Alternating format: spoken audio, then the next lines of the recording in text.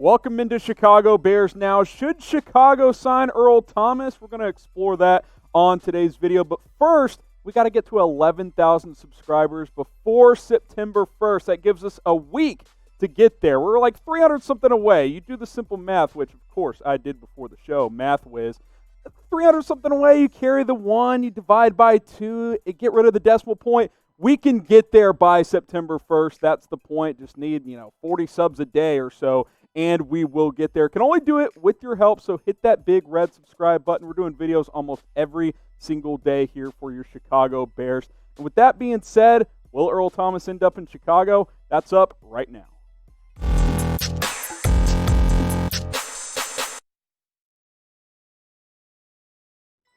As always, I am Harrison Graham. Earl Thomas to the Bears. I wanted to explore this for you guys on today's show because in some shocking NFL news for yesterday, the Baltimore Ravens have moved on from the former All-Pro safety in Earl Thomas. It would be interesting, right? Like, this Bears defense is already loaded. Could you imagine Earl Thomas with Eddie Jackson on the back end?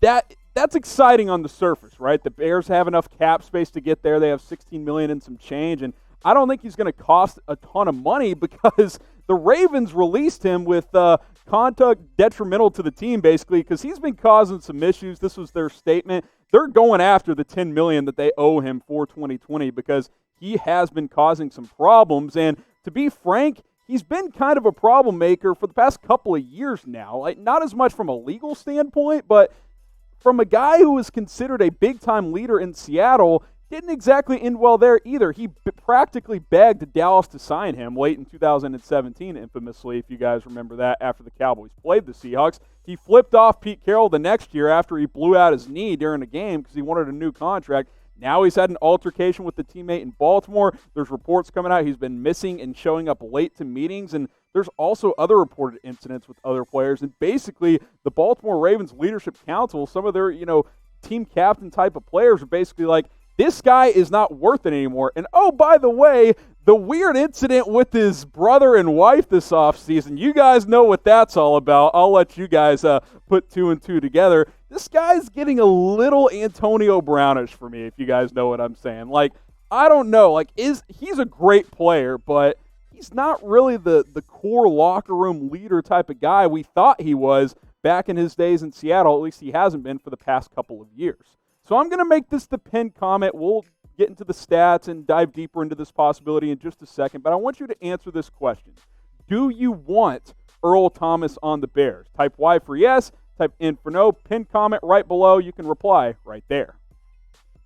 And obviously, you look at his past 4 seasons, quite frankly, he wasn't great in Baltimore this past year. I think he wanted to sign with the Cowboys, and they didn't pony up. By the way, they're probably the favorites to land him here, but this is one of the premier playmakers in the National Football League. He is a little bit older, 31 years old, but he's still a good player. Wasn't as great last year, but still well above average, and I'll say a Pro Bowl caliber safety for the Baltimore Ravens. I don't know if he can be that all-pro anymore, but he's still very, very good. And he's still probably better than Tayshaun Gibson, right? Like, if we're being honest. Now, Eddie Jackson, I think, is probably a better player at this point, but Earl Thomas and Eddie Jackson, that would be very, very exciting. Kyle Fuller's a really good corner. We'll see what happens at CB2, but it's an intriguing idea to get into because you would have 2 of the premier playmakers at the safety position in veteran Earl Thomas and young up-and-comer Eddie Jackson, who has established himself as one of the best young safeties in the National Football League. Now, let's compare these 2 side by side. I'll leave it up to a vote for you guys. Who is the better safety? Type EJ for Eddie Jackson. Type ET for Earl Thomas. I actually think it is Eddie Jackson at this point, but I'll let you guys vote. EJ, ET, go ahead and type in the comments section. Now, today's show, we got face coverings available for you guys at chatsports.com/BearsMasks. It gets cold as hell in Chicago, so that first one we showed you, that's a good one to have during the winter. It's going to keep your neck warm, but all these are high-quality face coverings. You can represent the Bears. You can represent America with this 3-pack as well. Chatsports.com/BearsMasks. Tons of different variety available from single packs all the way up to 4-packs. I'll put that link in the comments and in the description. Stay safe out there. Be smart. Earl Thomas hadn't been very smart recently. I hope he's wearing a mask. Chatsports.com/BearsMasks. But the deeper thing to dive into when you're thinking about this is he a major upgrade from Tayshaun Gibson? Because you only bring this guy on board if you're bringing him in to start. And if you don't think he's a major upgrade from Gibson, that's probably not worth it, right? Because Earl, you look at them side by side. I do think Earl Thomas is better, but look at the raw numbers from last year. Now, that's not the advanced coverage stats and all that, but Tayshaun Gibson had 3 picks. Earl Thomas had 2. Gibson was a better tackler. I don't know. I think Thomas is better, but Tayshaun Gibson has been a good quality safety in his NFL career. Now, kind of like Thomas, he wasn't what he once was. Gibson was at his peak with that 2017 Jacksonville team that went to the AFC title game. Earl Thomas was at his peak during the Legion of Boom days in Seattle. Both are in the past. Both are good players. Again, I think Thomas is probably better, and I think he would be a slight upgrade. But is it enough of an upgrade to deal with the drama he's starting to bring? I'm not so sure. This Bears defense is already loaded. We'll start from the bottom up. Defensive line, yeah, the Eddie Goldman thing is going to hurt, but you got Akeem Hicks, you got Bilal Nichols. We'll see if they explore bringing in another nose tackle, but I still think if Hicks is healthy, this defensive line is going to be pretty good. And then at the linebacker spot, when you factor in the edge rushers and Khalil Mack and Robert Quinn, this 4 linebacking unit, I'll put it toe-to-toe with any in the National Football League. Mack and Quinn, great 1-2 punch coming off the edge.